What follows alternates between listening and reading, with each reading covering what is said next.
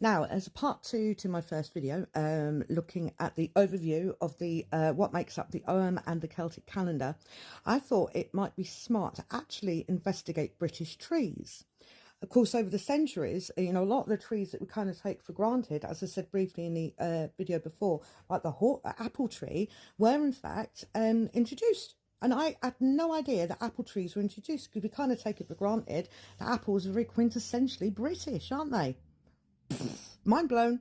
Anyway, so I went on the Woodland Trust, great resource for anything with trees and plants, and I wrote down the complete A to Z of British trees.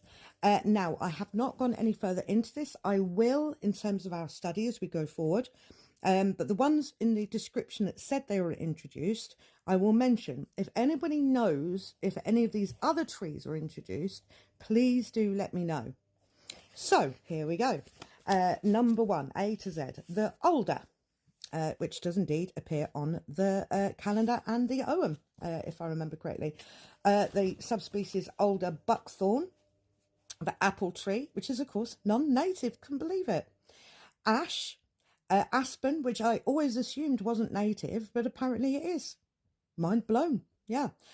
Several different types of a beech coming up. Sorry, no, I've got that confused. Two types of beech, the common beech and the copper beech, both of which are native. And of course, they do also not, if I remember correctly, going through them real quick, they don't appear on the Ogham. So the birch, of course, does appear. The birch, the dowry birch and the silver birch, what we're mostly familiar with. Well, I am anyway. Then you've got the blackthorn. And now you've got more of, I would have considered a shrub rather than a tree. That's the common box tree, which is a small tree. So I didn't think of that. Then you've got the purging buckthorn, which isn't native. And then the cherry trees, which it would seem are native. So cherries are more quintessentially British than apple. So bird cherry, sour cherry and wild cherry I've got on my list. Sweet chestnut tree was introduced. Who knew? Crab apple tree. Now that's our native apple tree. It's about right, really, isn't it? Crab apples. Then cypresses that are now, of course, been introduced and are now growing quite well here. The Lawson cypress and the Leyland cypress. The dogwood, of course, which is not native, but I know a lot of us know it. Elder, one of my favourite trees, but always assumed it was more of a bush, more of a hedge. Who knew? The elm, of course. Which doesn't appear in the Ogham or the calendar. Surprising. English elm, field elm, Huntingdon elm and the wych elm. Eucalyptus now grows wild in this country. I didn't know that, but it's on the list. European larch, non-native. Douglas fir, non-native. Cedar apparently is native. And again, I thought that was North American. But the Guelder rose is on here. Again, I thought it was more of a shrub than a tree, but maybe there's a rose tree as well as rose shrubs. I will investigate for you. You know I will. The hawthorn, and then the rarer form of the Midland hawthorn. Hazel, because I love a hazel tree. The hazelnuts and all that, Western hemlock, also introduced. Holly, the hornbeam. Horse chestnut, those are all native. Juniper, native. Gin. Just going over here. So lime trees are apparently native. So the common lime, the large leaved lime and the small leaved lime. The common lime is apparently a cross between the large and small leaved. Maple trees. Field maple is apparently native. Did not know that either. The Norway maple, of course, non-native. Monkey puzzle trees grow wild in this country now. Obviously not native. And not every oak tree is native. English oak, of course. The holm oak and the red oak, not native. Cecil oak, native, and the turkey oak, non-native. Pear trees are not native. The Plymouth pear tree, also not native. Then the pine trees, the black pine, non-native, Scots pine, native, kind of makes sense. The London plane tree is that planal? No, that's just my handwriting. The London plane tree, non-native. The plum trees are native.